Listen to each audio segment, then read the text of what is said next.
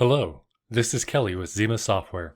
In this tutorial, you're going to learn how to adjust language packs for the skill groups. When logged into the admin UI, go to Contact Center Configuration and then Skill Management. Although the language pack can apply to more than one skill, you'll need to set it inside of one of them first.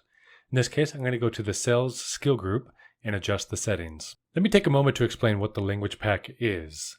Now, you have the ability to add custom announcements to any skill group. However, there are some announcements that are in our software by default. These are intelligent announcements, like the queue callback scheduling tool, or the estimated wait time, as well as numbers that are being read back to your callers. If this skill needs to read those announcements in a different language, you can select them under Language Pack, and you'll find 8 of our languages that we offer by default. Simply select the new language, OK, and save.